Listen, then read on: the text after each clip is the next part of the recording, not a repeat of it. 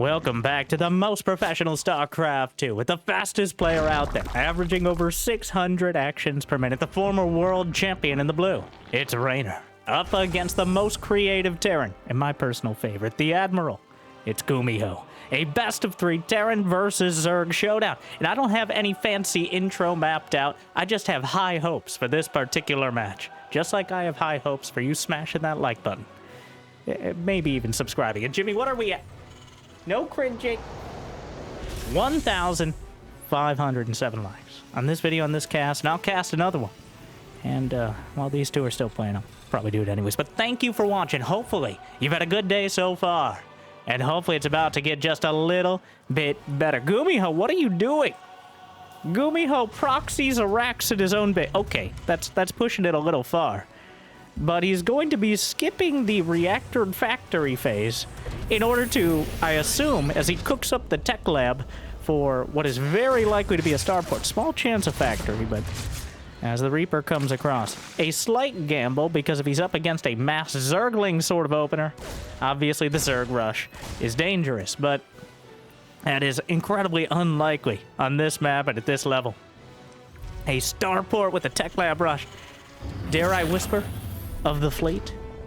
I don't want to jinx it, but GuMiho with the fastest possible starport with a tech lab you can get while still expanding. So whatever he's looking to do, he's looking to catch Reynor off guard with something out of it. It's not going to be those Hellions. He's not going to try to run by, or if he does, it's with a minimal amount. We'll see what he does with the barracks over here. Just, what do? You build add-ons. Oh my god. Meanwhile, Reaper gets into the main.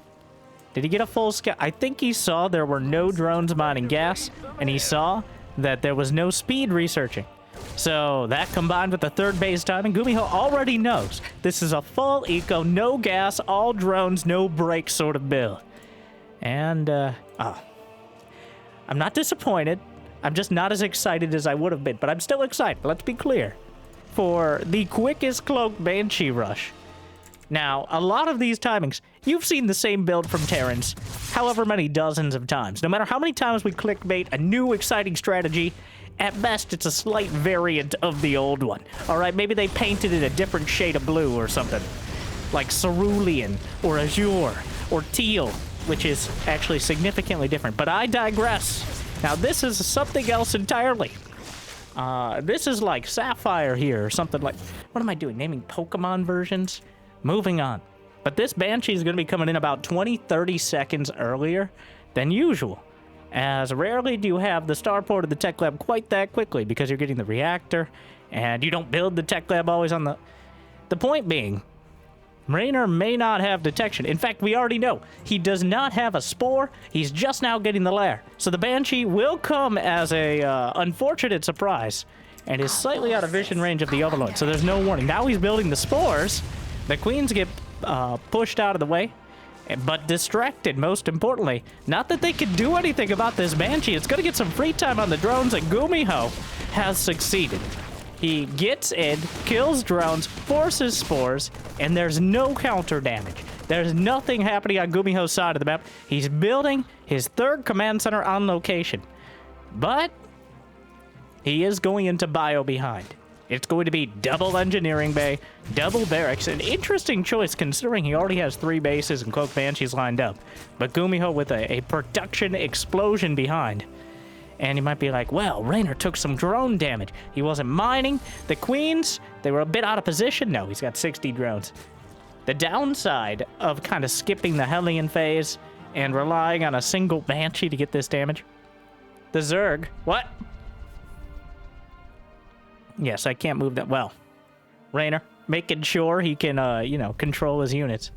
Not exactly sure what happened. We don't wait for anyone here. You can, if you'd like to simulate, you can pause to hit that like button and subscribe, and then come back, and you can feel like you participated.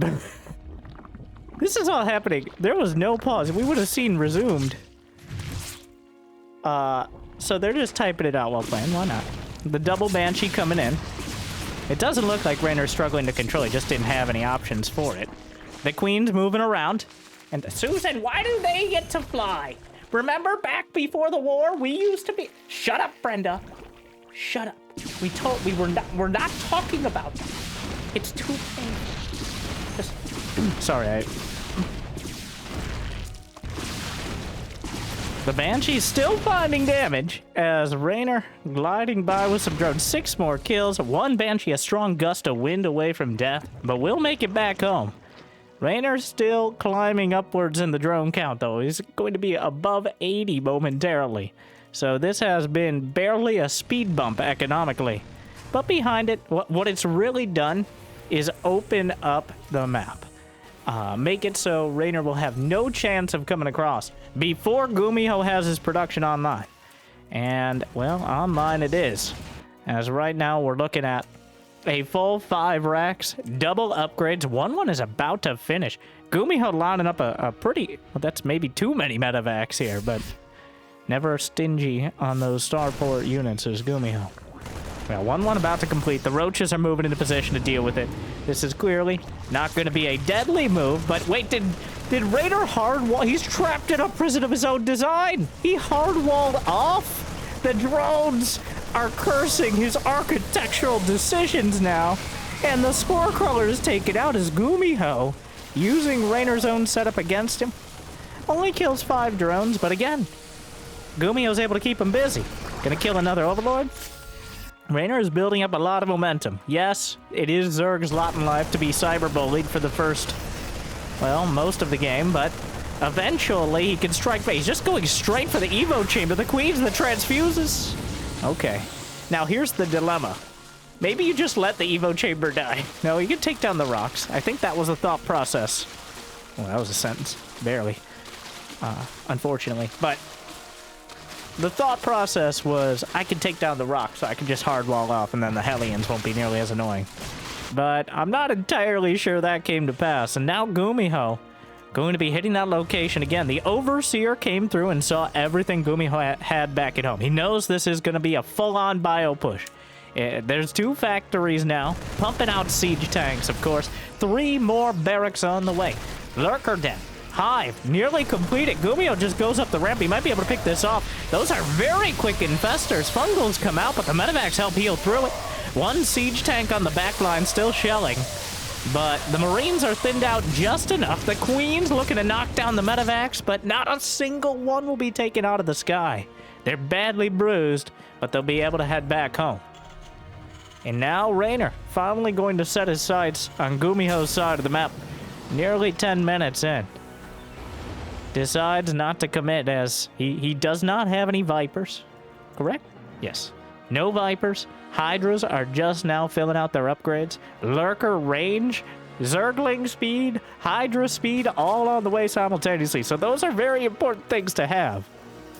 GuMiho, adding in +1 mech weapons. He is not slowing down on the infantry weapons and armor either. Maintains about 40-second lead on both those, especially considering Reynor has that Carapace. I guess the +2 ranged attack for Reynor is looking pretty good.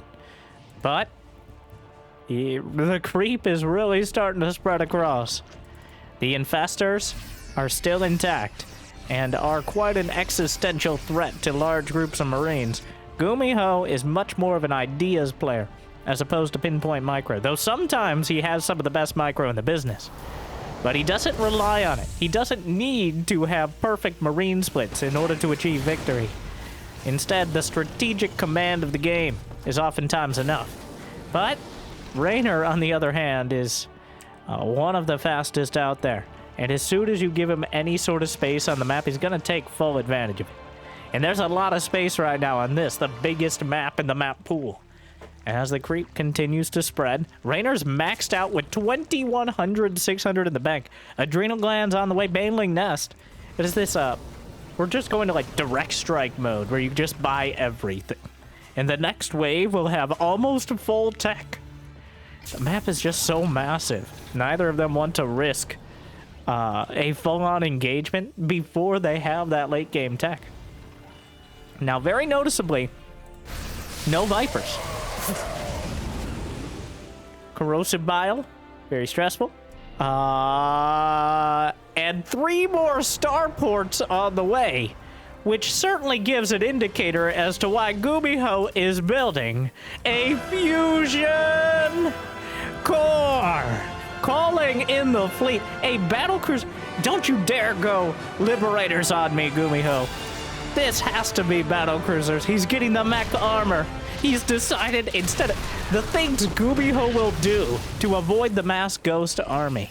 And right now he's not dealing with a bunch of infestors and vipers, so he doesn't really need the ghosts. And if there was a single player out there who avoided them, well, he's right here. So the fusion core is completed. The starports are slapping on 3 more tech labs, which seals the deal. There's no need for a tech lab to build Liberators or Vikings. So, in fact, it's not really a good idea to have it at all. So, the problem is GuMiho, kind of close to maxed out. So, has to make a decision on what he actually wants to start building these. His sensor towers are covering most of the map. He even has a bunker. Is that an anti-Nidus bunker? I've never seen... You know what the prevailing strategy at this stage of the game is? The mass Nidus in the main. That's what we've been seeing a lot of. Especially from the Koreans. Reynor's gonna see it. The Changeling comes in. The Fusion Core is spotted. And Yamato Cannon is being researched. Not a single battlecruiser in production yet. But, well, I love the anti-Nidus bunker. That is something... One of those little strategies that maybe only GuMiho will be doing. But 5 more command centers on the way. More CCs than a poorly formatted corporate email. And now, the first battle... No, the SCVs! The ritual sacrifice... Maybe don't get in range of the tank. What are you doing? Okay, well, he kills some of his SCVs so he can build more battlecruisers. He's going to replace those command centers, or replace those SCVs with mule production. Really, you only need, like, 60 SCVs in the late game. And honestly... Of those 60, like 15 should be for repair. The rest for gas and building stuff. Well, the Bio Ball easily drives back the Roaches and Ravagers. Roaches eating massive tank shots as well, but Reynor's doing the same thing. He's trying to get rid of this supply in an efficient manner. He's got money in the bank right now. Oh, with interest. Over 9,000 minerals, 4,000 gas. GuMiho's got... about 1,500 right now. Still a lot of bases to work with. A remarkably passive game. Even up to 14 minutes. The laundry list of late game Terran. He's getting not 1 but 2 Ghost Academies. And the only reason for that is for nuclear missiles. Advanced ballistics on the way as well. As a GuMiho slaughters more of his SCVs. I also appreciate just killing your own SCVs. As opposed to sending them across the map, which is a power move, but is much less efficient. The Roaches, this is, again, Reynor's same version. However many tanks he can kill. There's a nuke in... What is this? This is just a straight up... It's like an exhibition match. We're playing Tech Chicken. Reynor just built 120... You just threw away 50 Zerglings and built 126 more Zerglings. That's a lot of Zerglings. I think he's going to make them all into banelings. Or at least a huge amount of them. We will see. There's an SCV. Yeah, 29 banelings. I wonder how he decides on the number. Because, like, he could build way more. But 50? We're going to go with 50. A few SCVs on the front of this push. Just bring a few with each one. Does he have Neural Parasite? Neural Parasite, the first battlecruiser's on the way. Neural Parasite is conspicuously missing here. I think it'll start in the next 30 seconds after these battlecruisers are revealed. As it'll become clear what the good counters will be. There's really no answer to them on the ground, so we might as well fight. Banelings rolling through and bashing into the planetary fortress. Vikings... here as mostly observers, as they can't really do anything in the fight. The battlecruisers take out a base. A dozen SCVs dead. GuMiho down to 50 of them, which, you know, is about the right spot. For this sort of late game army. The Queens! Oh, the Queen's Moot has gathered. And the battlecruisers are actually going to be driven back. He jumps back with 1. No, knock! Get off my creep! But the Yamato cannons return fire. with a great vengeance. Still no neural parasite in production, but 5 more infestors. Battlecruisers, he drops out. Yamato cannon. What is he even firing at? Oh, looked a little weird with the spores there. There's the neural parasite. Corruptor's coming by. GuMiho jumps away. Back to the shipyard. More nukes. He's gonna have a second nuke in production. The ghost cloaks. I am reasonably sure Reynor spotted it. That scan, a Venn dia scan there. He's got 9 orbital commands. Launches the nuke. Unclear whether Reynor sees it or not. I think he's just throwing this one out there. If he gets lucky on any of them, that could be a game-winning move. Oh, the most dead possible Zerglings. Like 2 or 4 Zerglings just popped out of that hatchery. But GuMiho doesn't have that much money in the bank. He's tried a few Battlecruiser flybys, but overall, Reynor is now mining gas from GuMiho's side of the map, which is certainly not ideal in this scenario. The Bio Army still boxing out. Corruptors in the sky, 11 of them. Not an overwhelming number. There's 6 Battlecruisers, 14 C. Even when GuMiho plays Bio, he still plays mech, which is why we love him. But also, you can have all these orbitals, but at some point, well, looks like Reynor's going to try to force the issue. Fungal comes through. Baneling's rolling in. Where is the fleet? Here it is. Looking for some Yamato cannons. I'm not sure if Neural Parasite will interrupt them if they've already started firing. That is the big concern with the infestors closing in there. I believe, even if you Neural Parasite, the Battlecruiser will target the infestor. Doesn't necessarily have to be the same infestor that's Neural Parasiting, but obviously if it dies, it no longer Neural Parasites. So a dozen more Corruptors on the way. I think he just now realized GuMiho's commitment to the cruisers. That he truly wanted to go for the mass Battlecruiser composition. With this many orbitals, he can keep tabs on the infestors permanently.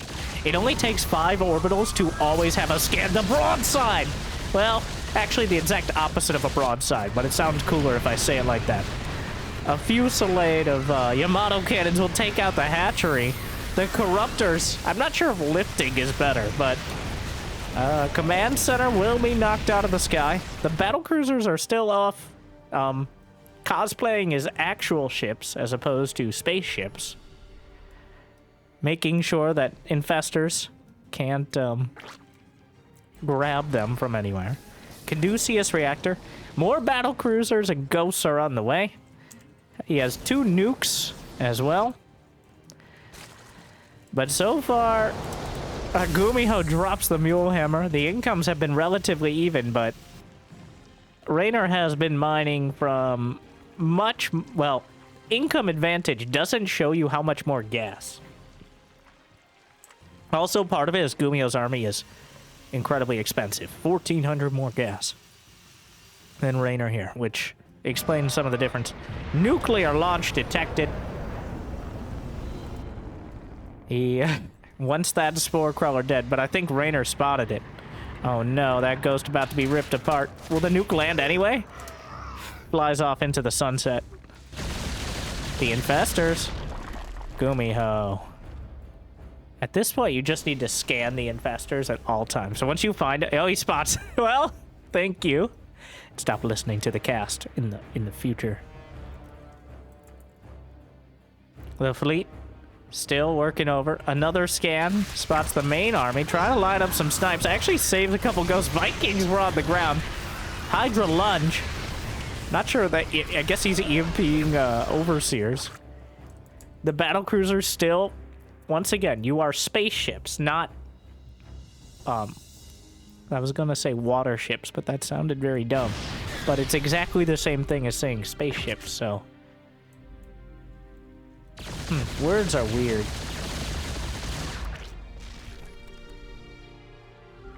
A scan. Those are the infestors, but he fires the Yamatos. They still go off! He already fired the broadside! He jumps away some of the Battlecruisers. The rest will... Wait, do they... Oh, those are the ones Reynor was able to jump in time. Which means the cooldown is, completely fresh, and they could easily get taken out by the Corruptors.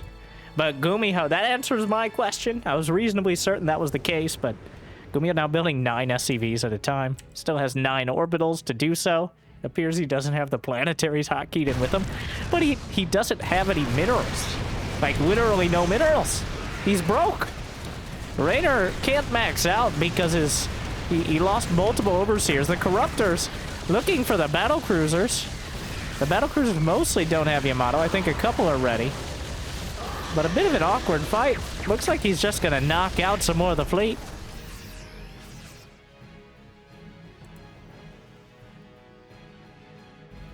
Quite a game. But it does feel like GuMiho is playing a cinematic Terran as opposed to an effective one, as Reynor is wielding his bank to great effect, and GuMiho doesn't have one. GuMiho has now lost an equal amount of resources, with 13 less resources, sorry. 13, not 100, 13. Well, now it just changed, but a lot more gas. And he's leaning back into the Marine Marauder. The Battlecruiser hit squads. He's down to 3 Battlecruisers again, but Reynor's handled it. I think GuMiho didn't lock down enough of the map, and now he's struggling to actually hold. The planetary is helping out a lot. There weren't enough banelings to really clear it out. You have to be very careful about coming in piecemeal, as a Zerg army here is very easy for ghosts and or Battlecruisers to pick apart smaller forces. But GuMiho still playing patient. The map is just so large. Like 23 more banelings on the way. The mules. The Mule Canyon.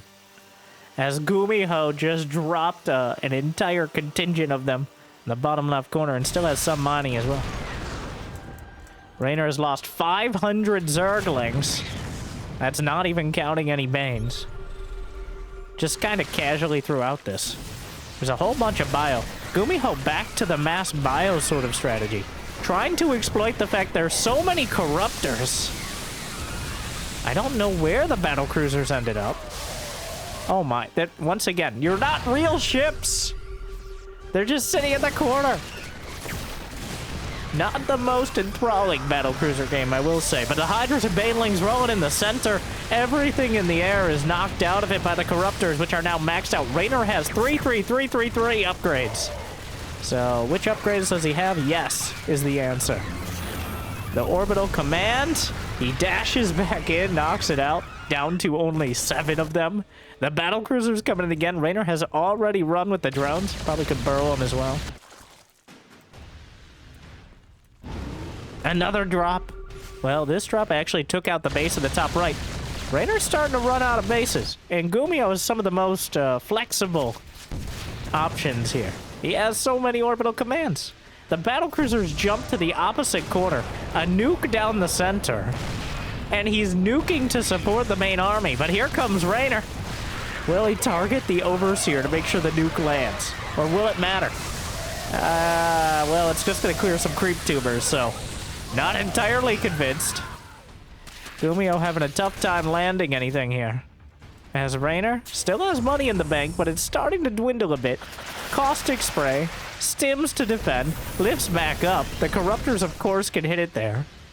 The Battlecruisers waited out most of their tactical jump cooldown, and they're going to head around again.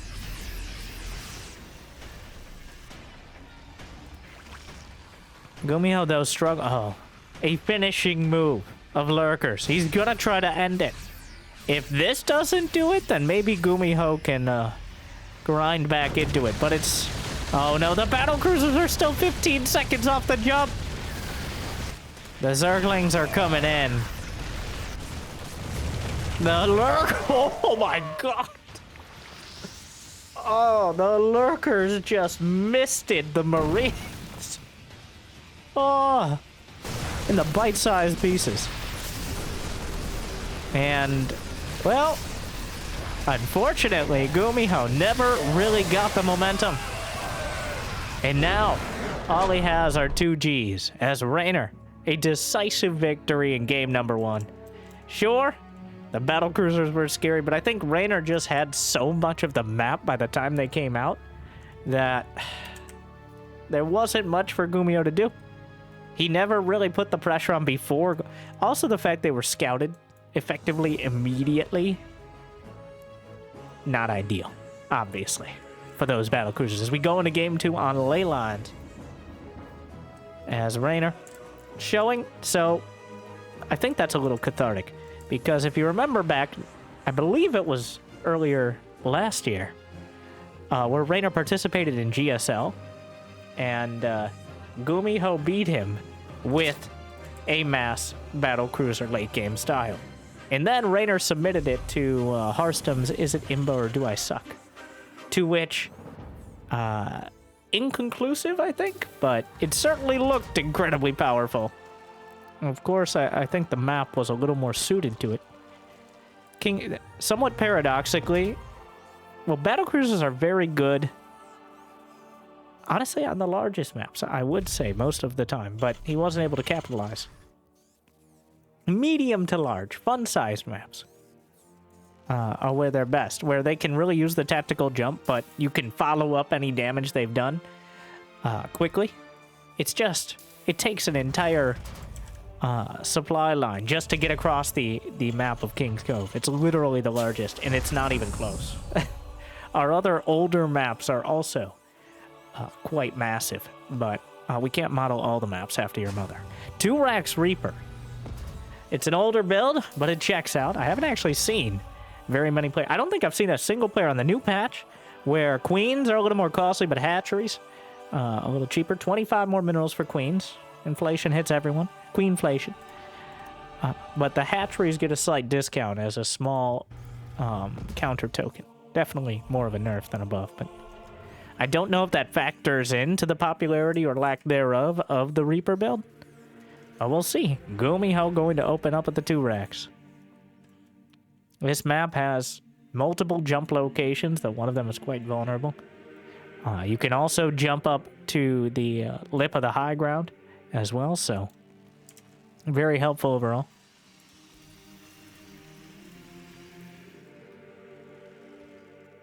Those first Reapers on the way. The Overlord, of course, saw it.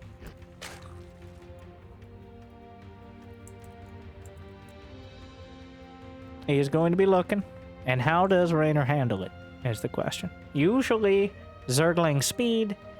You maybe overbuild early in order to crush the Reapers later. Trying to box out with the Lings, and Reaper slips by. So slippery.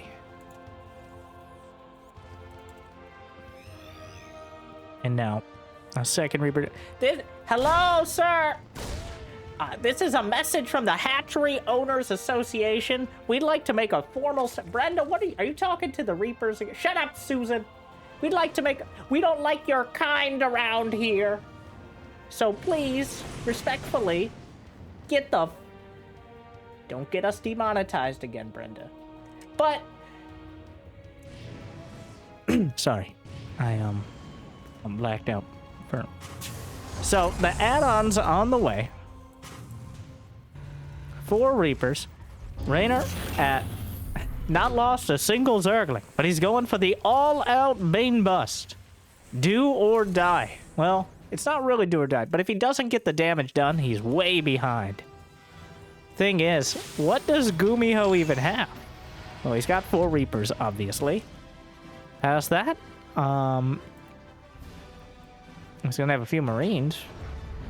It's both a blessing and a curse, I think, that the add-ons are on the outside here, as they're an obvious target. But at the same time, if any of the banelings are drawn away, that gives GuMiho a little bit more opportunity to actually deal with this. Reynor is going... He's all in. He needs to get it done now. And if he doesn't kill with this attack, GuMiho kind of walling off the high ground. That is... There are 8 banelings, easily enough to go through this wall. Does he have the supply drop ready? The timing could be perfect. I don't think he's going to have it. Here come the banelings. GuMiho sees it. And he's already retreating the SCVs. A wall off on the high ground. Only 2 banelings left. GuMiho batting down the hatches. And Well, the SCVs he gets in. The Zerglings coming around. The extra baneling isn't doing enough. The SCVs blocked a lot of the Zerglings, and... Huh. Well, I think that kind of demonstrates why baneling buffs are not incredibly popular. Because even when you get damage done, you're... Well, GuMiho strikes back. I don't think he's going to complain. Not exactly the most comprehensive game, but the failed baneling bust, just not nearly enough damage done. So that turns it around. And we're all tied up.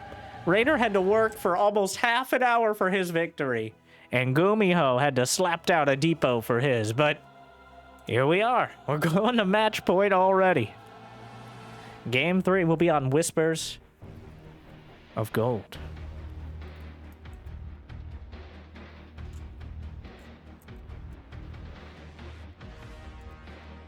That's one of those examples of GuMiho just crossing his T's, dotting his I's. Sometimes that attention to detail actually gets you behind. A lot of the, like, I am almost certain Clem would not have that wall off on the high ground. He'd still be microing Reapers as the Zerglings came in. Would that be good or bad? Unclear. It really depends on if he was able to catch the Reapers out of the field or not. But GuMiho with a very safe and probably well tested on the ladder against early Zerg cheeses. When I see strats like that, it feels like a lot of ladder points were lost before learning how to directly deal with it. Especially the Korean ladder, which is intensely cheesy. And if they smell any blood, they'll be coming for it. I've actually straight up lost to like platinum players and doing one base all-ins that they've done. I fear not the man who's practiced 1,000 builds, but I do fear the man who's practiced cannon rushing 1,000 times. I certainly do. And they're probably in Platinum League on Korea. But I digress. Or maybe have Whispers of Gold.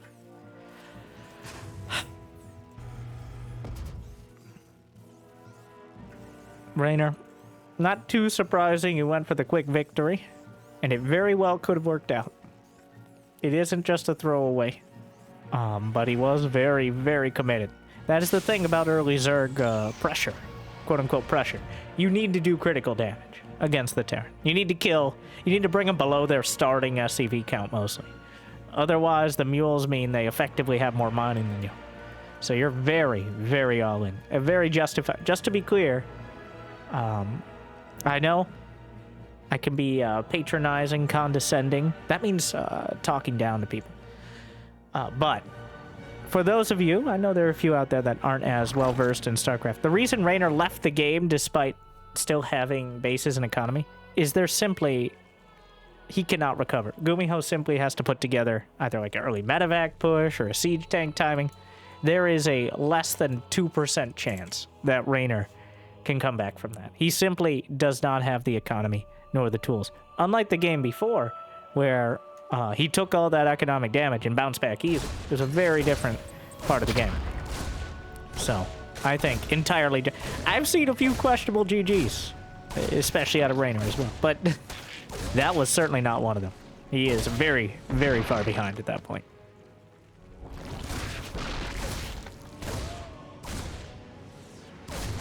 Alright, Queen comes out.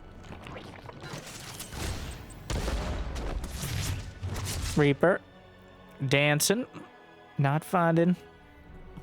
Doesn't even get the creep timber. Did he get his Zergling? No. Forced to cancel on a few things, but third base is on the way. A more typical Hellion build out of GuMiho.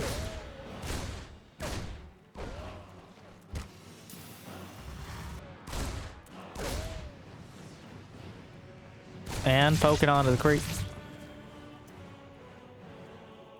Reynor, no roach one, nothing untoward. Little Brenda bounce off to the side. And the Zerglings, keeping watch. You should note, well, GuMiho actually timing out Zergling speed very well. A later Zergling speed in order to get a quick third hatch up from Reynor. Not going to be able to grab the Reaper, but getting that third hatch up and not being delayed at all. GuMiho not doing the SCV combo, where you send the scouting SCV to block the third hatch. Clem, a very big fan of that, and it's infuriating to deal with as a Zerg. But of course, that takes a little extra micro, and it depends on the Zerg. Some Zergs are perfectly happy to expand to the alternative base, but like Cyril, for example, will never do so. He's like, this is the base I'm taking. Unless you're literally willing to build an engineering bay down there, then I will eventually take the base. So, GuMiho faking Cloak for the benefit of the Overlord, but the Overlord is over here overseeing whatever sort of crazy factory action is going on. So it won't be coming in anytime soon. Another... the amount of airtime. Wait. Okay, so technically Interference Matrix works on Queens. Because it works on mechanical or psionic. It's just very rarely used on psionic units. Which, the units that aren't mechanical that are psionic include Ghosts, Queens, I guess technically Vipers, in fact, well, pretty much all the spellcaster. That's their whole thing. The psi energy manipulating the space-time continuum or whatever shenanigans they're doing there. Single uncloaked Banshee looking for the high ground behind the base. Actually quite a difficult spot to deal with. It's going to be bio behind. But again, it is GuMiho, so even when it's bio, it doesn't necessarily rule out mech. I'm a little disappointed not to see any sort of Hell Clone plays, as I think there's a lot of opportunity, and we have seen GuMiho try out the Mass Cyclone Hellion, the battle mech style he pioneered back when the Cyclone was very similar to what it is today. It's gone through a lot of identity crises, but 4 racks. Reynor playing it very carefully. He's actually got quite a quick roach speed, building a lot of roaches. I think we're passing the point where this is a defensive move, and now moving into potential attack with roach speed finishing. Has quite a limited economy. Overlord speed on the way as well, which is a bit suspicious. No evolution chambers. Is this going to be a German taxi build? The taxi is called in. The Dropper Lord is on the way. Brenda, Colt, Susan, Lucille, Patricia. Where? Always late. I don't...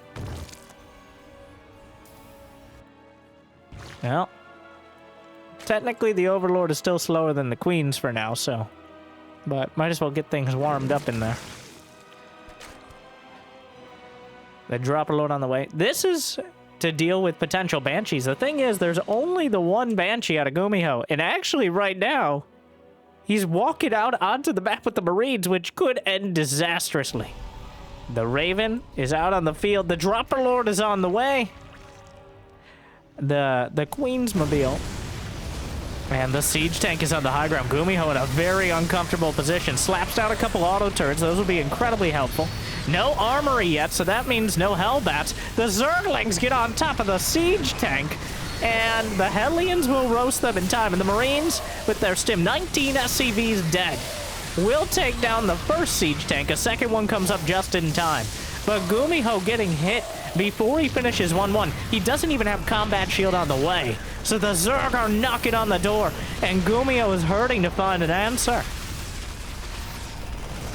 Down 20 SCVs. The major benefit here is the severe lack of upgrades out of Reynor. He's just now building his double evolution chamber.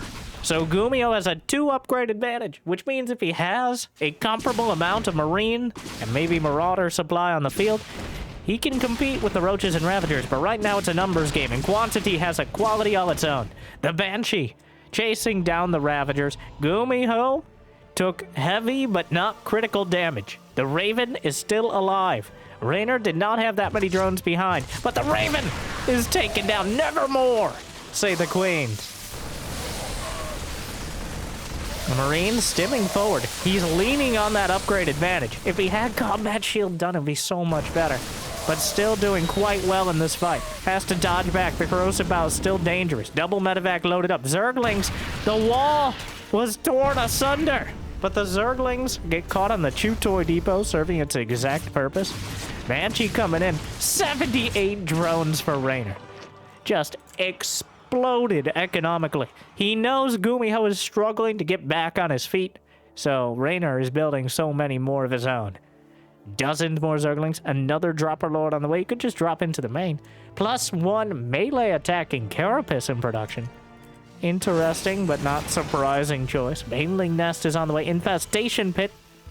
So GuMiho is going to have an opportunity with the +2 upgrades to have maybe enough army supply to come across the map. I think he's going to have +2 before Reynor even has 1-1. A 4 upgrade advantage cannot be understated. And having anywhere close to the same army supply, like within 50%, would be competitive with that sort of upgrade advantage. But it's not going to last forever. In fact, it's going to last about 30 seconds at best. So those 30 seconds are the most important here for GuMiho to take advantage of. He's at 150 supply, army supply 110 to 92. Trying to get out on the field. Corrosive Bile easily dodges away.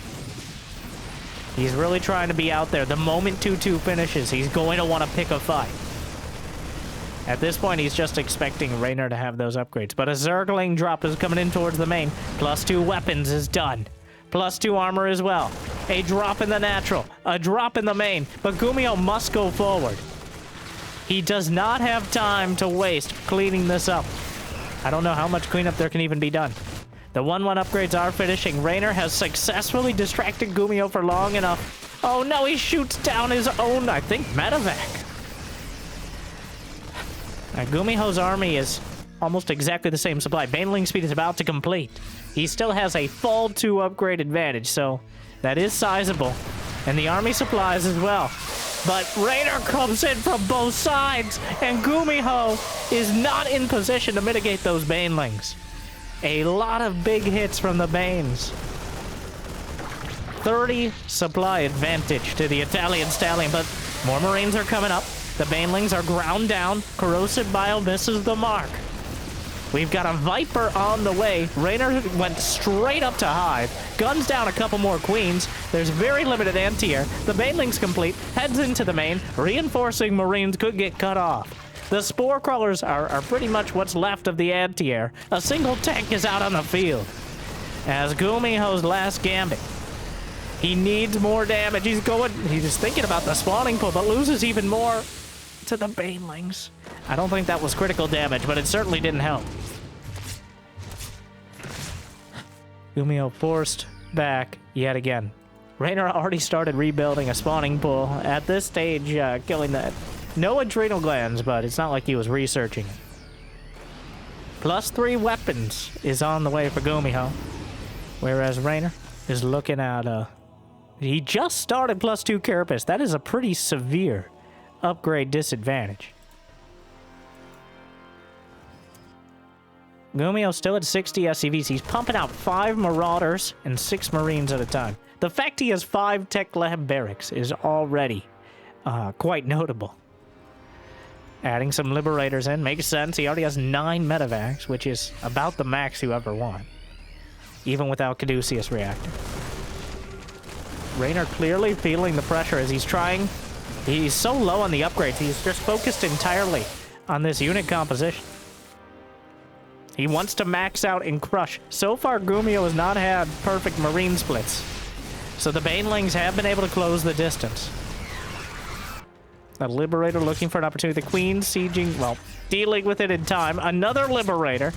Gotta be careful with those toes, Queens. Another one taken down. Is that a Widow Mine? No, it's a Marauder. The Liberators will be taken out.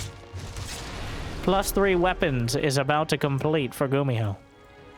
+2 Carapace is still pretty far up. That'll be a 3 upgrade advantage. And GuMiho is maxed out. Ultralisk Cavern is now on the way for Reynor, which almost feels a little desperate, but Parasitic Bomb is here. Oh, GuMiho. Oh my. Perfect spread because the medevacs were not being manually controlled. Manages to quarantine them. Some Widow Mines, a whole lot of Marauders out in front. Widow Mine will actually splash all over the Banelings. And Adrenal Glands is now done, but he has to get close enough. GuMiho is rolling across the map with a Bio Ball. So far, parasitic bomb wiping so many medevacs out of the sky. GuMiho really struggling to lay it down here. And, well, the Widow Mines, again, will find the Overseer. Somewhat ironic there, but baneling's rolling in. Widow Mines will be taken out by the Ravagers. 3-2 versus 2-1. Still a solid upgrade lead, but the medevacs have been wiped out of the sky. He's down to 1. That is critical damage. Blinding Cloud could be incredibly helpful. He parasitic bombs the last medevac. Ultras are on the way. And GuMiho just taps it out, which we see where it's trending. It's a bit painful to see, but Reynor holding on. But GuMiho, definitely not his best day. As having a tough time capitalizing. I think with each of those armies, he felt like he should be able to get the damage done, but he just kept running into the banelings. The Vipers getting critical damage. There's just no supply behind it. The fact he even survived, he was lifting his main command center. It was desperate. I think both players in this game did not realize how low the opponent's economy was. They were both playing like they were going to run out immediately. GuMiho hadn't built SCVs for like 5 minutes, and Reynor was trickling out the upgrades in favor of just spamming banelings. And at the end of the day, the banelings are enough. The Vipers are incredibly helpful in the crowbar that pries everything open. So still a dramatic series with a whole array of strategies, but Reynor clearly coming out ahead. So hopefully it made your day just a little bit better. And, oh, I meant to say this way earlier on, but this is from the LiuLiu Cup. The grand finals are happening. If you're watching this in the first few days, and thank you for that, it'll be live on multiple places, on Twitch, and also the highlights here as well over the next week or two. So thank you for watching. Make sure to check it out. Thank you to Saber for putting on that tournament, and I'm looking forward to even more. If you got the means and motivation, you also check out Patreon, YouTube membership, but I hear liking and subscribing is still free for now. And thank you to our newest Mule tier patrons for bringing in so many extra minerals. Big Jiggy, Dorke, Mario, and I hope I made your day a little bit better. Good luck. Have fun. I'll see you next time. Thank you for watching. Stay tuned.